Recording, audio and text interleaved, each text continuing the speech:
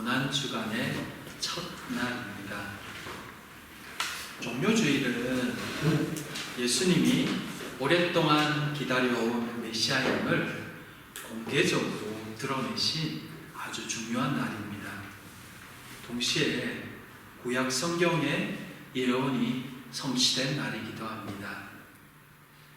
예수님의 예루살렘 입성이 당시 메시아로 개선하는 왕처럼 오심을 환영하는 뜻으로 이 종려나무 가지를 흔들었다 해서 종료주일이라고도 부릅니다. 하지만 예수님은 사람들이 기대하던 그런 정치적, 군사적 영웅은 아니셨습니다. 십자가를 지시기 위해 만왕의 왕이신 예수님께서 어린 나귀를 타시고 겸손한 모습으로 입성하신 것입니다.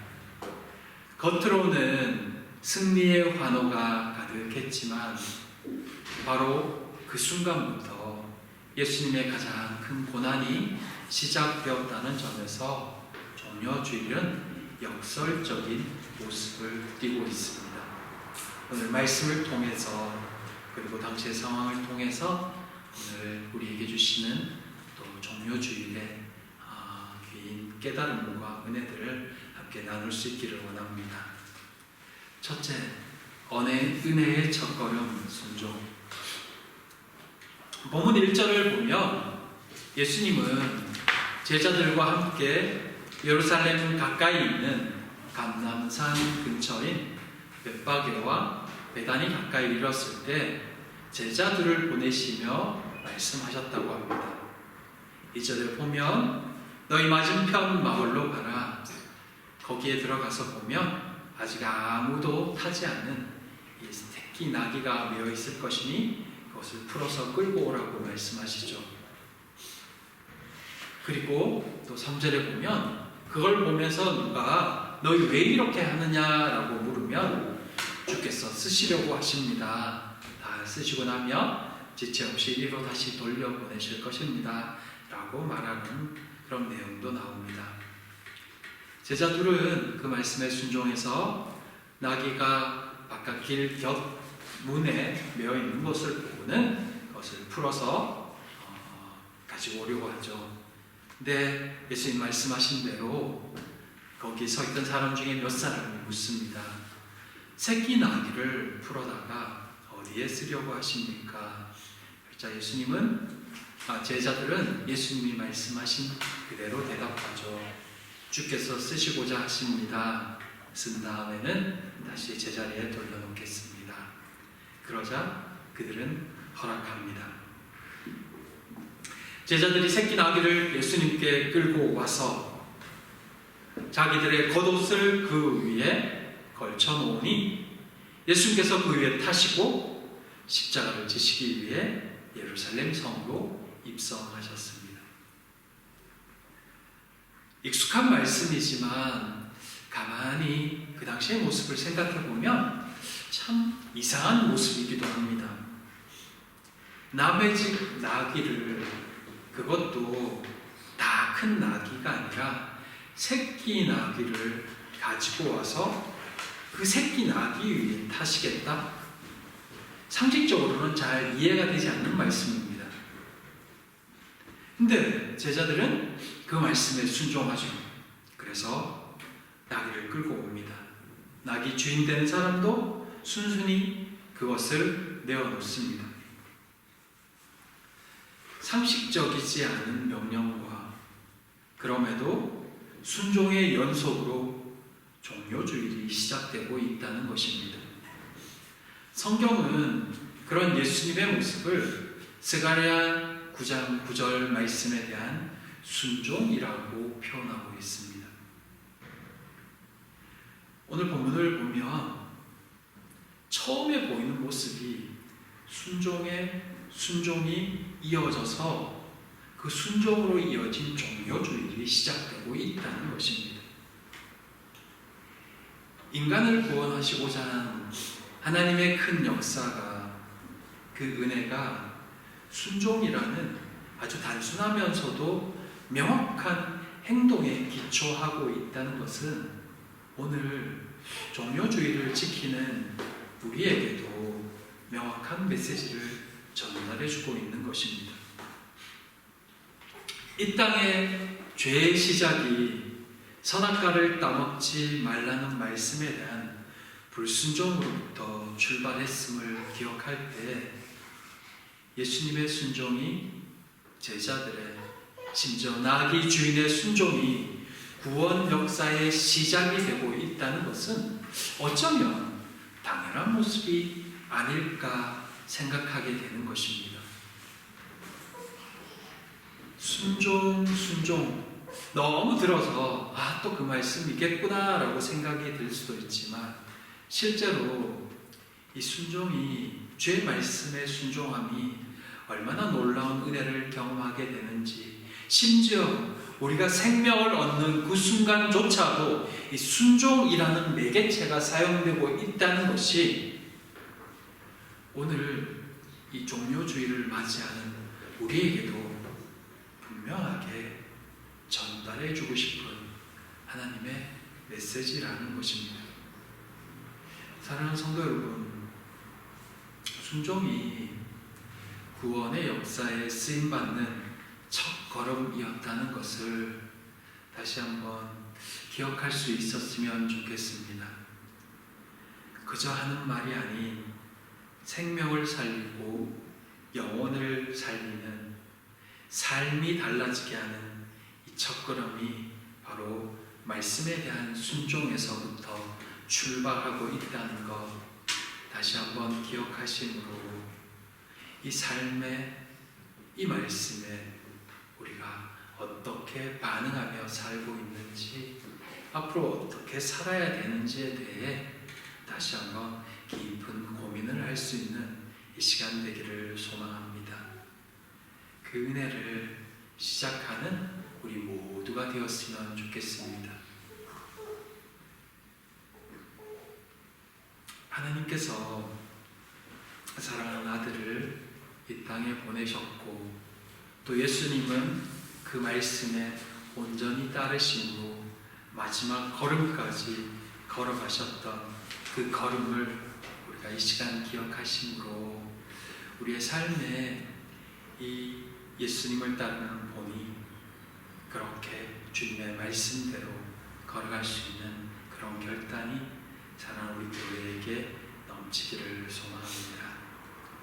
7절을 보면 제자들이 주님의 말씀대로 나귀를 끌고 오자 많은 사람들이 자기들의 겉옷을 길에다 폈으며 다른 사람들은 들에서 또는 나무에서 종려가지들을 꺾어다가 길에 깔고 또 흔들고 있습니다.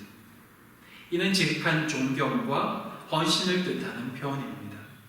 자기들이 가지고 있는 것 중에 또 자기들이 할 수 있는 것을 다해 주님을 사랑하는 만큼 그 모습을 보여주고 있었던 것입니다. 근데 이 모습을 또 가만히 생각해 보면 이 본문에서 볼 수 있는 또 하나의 특징이 뭐냐면 제자들이 순종하여 새끼 나귀를 끌고 왔고 다음에 자신들이 먼저 겉옷을 벗어서 나귀에 깔고 있다는 것입니다. 그리고 그 위에 예수님이 타시는 모습을 보더니 이어서 그것을 바라보는 무리들도 자기의 겉옷을 벗어서 길에다가 깔고 있는 모습을 보여주고 있는 것입니다. 무리들은 왜 그렇게 했을까요? 성령의 감동이었을까? 아니면 예언된 말씀이 떠올랐을까요? 어찌했건 그들은 이 성경에 예언된 모습들의 실현이 되고 있었습니다. 제자들의 반응이 무리들의 반응으로 이어지고 있었던 것입니다. 이 모습은 우리에게도 먼저 믿은 자, 앞선 자가 어떻게 하느냐가 다른 사람들에게 적지 않은 영향을 미칠 수 있다는 것을 또한 보여주고 있습니다. 제자들이 나귀 새끼를 끌고 왔을 때만 해도 사람들은 뭐 하려고 저러지? 라고 생각했을 것입니다. 근데 제자들이 자신의 겉옷을 벗어서 나귀 새끼에 덮고 그 위에 예수님이 앉자, 이게 뭔가 또 다른 시작이구나. 드디어 일이 시작되는구나라고 직감했는지도 모릅니다. 그리고 하나둘씩 자기의 겉옷을 벗어 땅에 깔고 나뭇가지를 꺾어 또 깔고 종려나무로 흔들고 하면서 메시아의 걸음을 환영하고 있었다는 것입니다. 사람들은 누구나 서로 영향을 주고받습니다. 특별히 앞선 사람들, 부모, 교사, 목회자의 모습은 더욱 그러할 것입니다.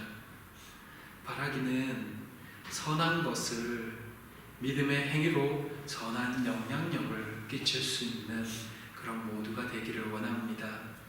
선한 일의 복음의 통로에 먼저 사용될 수 있다는 것은 정말 큰 복이자 또 정말 큰 은혜입니다. 어떤 감동하심이었던 성령께서 내게 마음을 주실 때 움직이는 자를 통하여 하나님의 역사와 성령의 물보가 또 복음의 흐름이 같이 흘러가게 되어 있습니다. 그 일에 우리가 사용되기를 원하고 또 사랑하는 교회가 사용되기를 원합니다. 제자들이 옷을 벗어 예수님의 나귀에 걸어드렸더니 무리들도 그렇게 헌신적으로 행하고 그 다음에 더 놀라운 일들이 일어납니다. 9절에 보면 호산나 호산나 노래합니다. 앞에 서서 가는 사람들과 뒤따르는 사람들이 외치죠. 호산나 찬송하리로다. 주의 이름으로 오시는 이여 찬송하리로다. 오늘 우리 조상 다윗의 나라여 가장 높은 곳에서 호산나 하더라. 처음에는 나귀 새끼를 끌고 오는 것으로부터 시작됐는데 점점 이 흐름이 커지기 시작하더니 나중에는 온 성이 호산나 소리로 넘쳐납니다. 관심 없었던 서기관과 바리새인들 제사장까지 다 나와서 그것을 보면서 놀라고 심지어는 절망할 만큼 그 소리가 점점 커지고 있었습니다. 물론 그들의 호산나 찬양은 예수님의 걸음을 다 이해하지 못한 상태에서의 환호였습니다. 그럼에도 그들의 찬양은 의미가 있었습니다. 그것은 성경에 예언된 반응이었기 때문입니다. 그들의 마음은 호산나를 외치는 그들의 마음은 이 찬양만큼 간절했습니다. 자신들의 절망적인 상황에서 구원해 주시길, 이 고통에서 벗어나게 해주실 메시아를 그들은 진심으로 환영하고 있었던 것입니다. 주님은 그것을 위해 이 땅에 오셨습니다. 예루살렘에 입성하셨고 그렇게 십자가를 지셨습니다. 그렇다면 그렇게 환호하던 이들에게서 무엇이 잘못되었기에 마지막 모습은 달라졌을까요? 그것은 그들의 한계 때문이었습니다. 예수 그리스도의 십자가는 사실 처음부터 그들이 이해할 수 있는 영역이 아니었기 때문입니다. 이 무리들이 자신들의 고통을 해결해 줄, 자신들의 현재 상황을 나아지게 해줄 구원자를 기다리는 것은 어쩌면 너무나 당연한 소망입니다. 애굽에서 고통받은 이스라엘을 구원한 하나님은 그들의 실제적인 삶에도 분명한 변화를 주었기 때문입니다. 그리고 그것을 유월절로 계속 지키고 있었고 그들은 그것을 계속 기억했던 것입니다. 그러니 다시 오실 메시아, 자신들을 구원하시기 위해 오실 메시아 역시 애굽에서 이스라엘을 건져 주었듯이 열강의 압제와 탄압으로부터 자신들도 그렇게 분명하게 구해 주실 것을 기대하는 것은 그렇게 잘못된 생각은 아니라는 것입니다. 그 소망이 있었기에 그들은 열렬히 예수님을 환영했던 것입니다. 자신들의 구원자로 오신 메시아를 열렬히 찬양하며 소리 질렀던 것입니다. 근데 이번에 일어날 구원은 이전의 구원과는 이 결이 다른 하나님의 계획 안에서 일어날 구원이었기에 사람들은 생각할 수조차 없는 구원이었다는 것에 차이가 있을 뿐이었습니다. 사실 예수님을 3년이나 따라다닌 제자들도 예수님께서 십자가와 죽음에 대해 3번이나 말씀하셨음에도 불구하고 이해하지 못하였음을 볼 때 무리들이 지금 예수님의 십자가 걸음을 이해할 것이라고 기대하는 것은 사실 처음부터 잘못된 기대였는지도 모른다는 것입니다.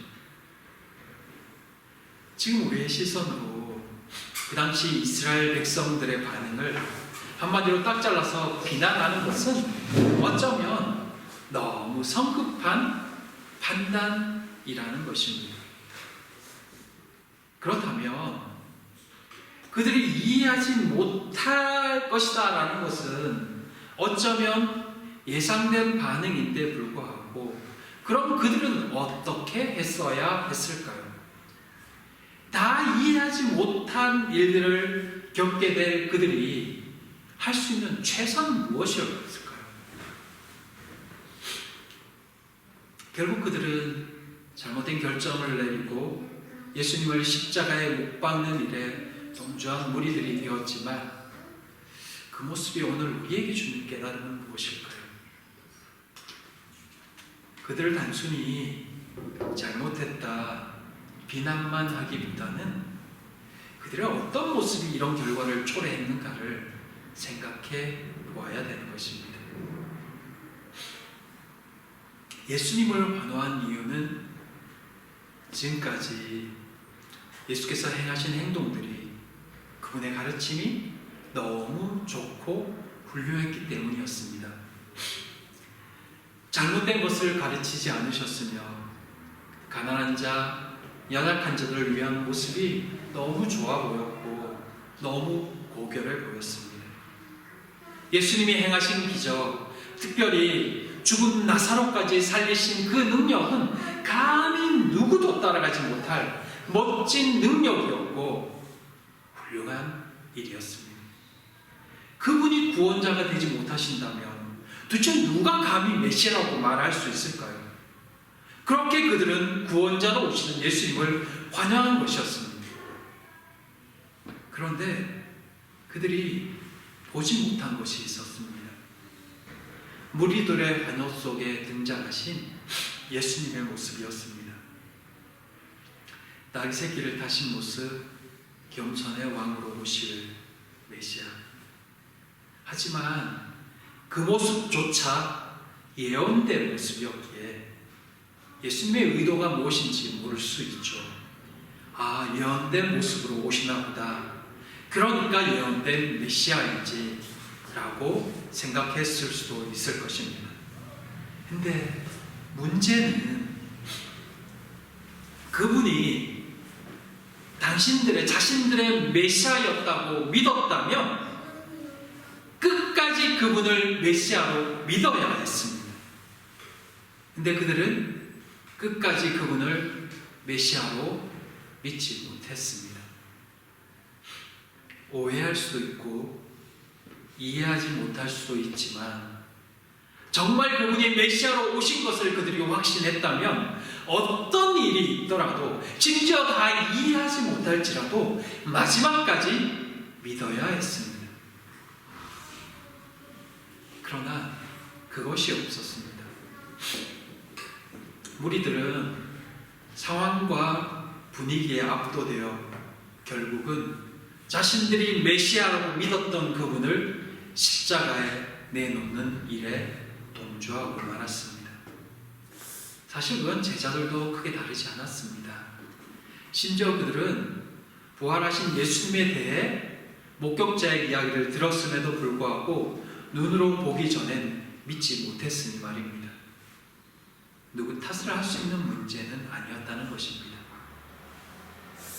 그리고 더 큰 핵심은 그들의 믿음에는 하나님보다 자신의 문제가 더 크게 자리 잡고 있었다는 것입니다. 그들이 메시아를 간절히 기다린 이유는 현재 상황이 너무 고통스럽기 때문입니다. 메시아가 오시면 현재 상황이 완전히 달라질 것이란 기대가 있었던 것입니다. 그래서 메시아가 그들에게는 간절히 필요했었습니다.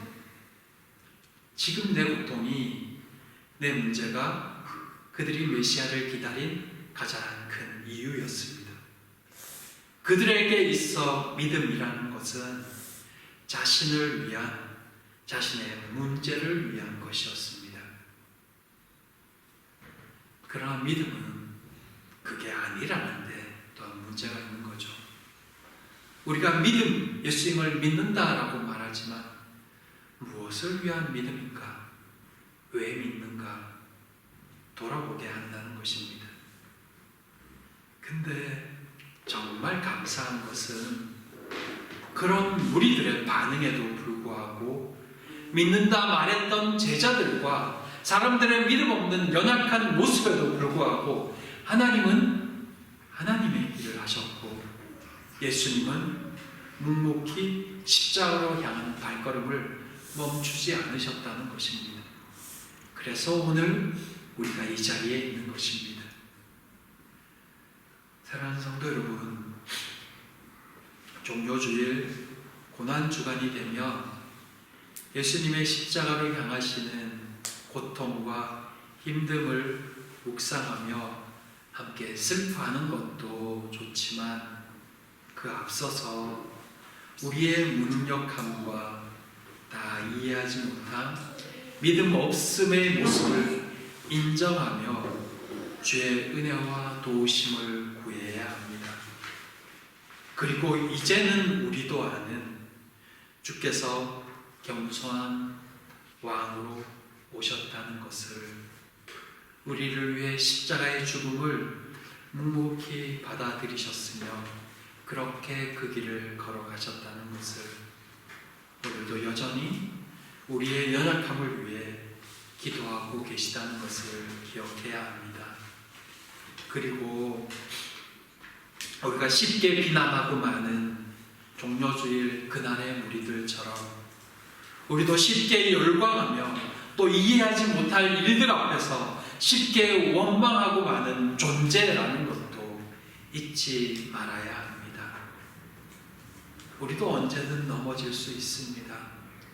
이해하지 못할 일 앞에서 우리도 때로 실망하며 절망할 수 있습니다. 그러나 그때에도 우리의 믿음은 여전히 예수 그리스도가 되어야 합니다. 힘들어 넘어질 때에도 우리를 붙들고 계시는 예수님이 계시다는 것, 그런 우리를 위해 죽으셨다는 그 예수님의 사랑이 오늘 우리에게도 있다는 것 기억할 수 있었으면 좋겠습니다. 믿음 없지만 그러나 다시 주님을 향해 일어서고 또 주님 안에서 걸어가는 우리 모두가 되기를, 내 자신의 문제 때문이 아니라 예수님 때문에 우리가 믿음을 지켜야 되고 또 믿음 안에 살아야 된다는 것을 다시 기억하는 이 종료주일이 되기를 소망합니다. 이 한 주도 주님의 사랑을, 은혜를 묵상하는 그런 귀한 한 주 되기를 진심으로 소망합니다. 기도하겠습니다. 사랑과 은혜의 하나님, 우리를 위해 걸음을 멈추지 않으신 그 사랑의 그 은혜에 감사를 드립니다. 여전히 우리의 문제가 가장 크게 다가오는 연약한 저희이지만 이 고난주간, 이 한 주만은 다른 것 보지 않고 묵묵히 십자가만을 바라볼 수 있는 그런 은혜 있는 한 주가 되기를 소망합니다. 하나님, 십자가를 통해서 내가 무엇을 보기 원하십니까? 물을 수 있는 이 한 주가 되기를 소망하오니 주여 우리를 붙드시고 긍휼을 베풀어 주시옵소서. 주의 사랑이 더 크게 더 깊게 다가오는 시간으로 우리를 인도하여 주시길 간절히 소망하오며 예수님 이름으로 기도드립니다.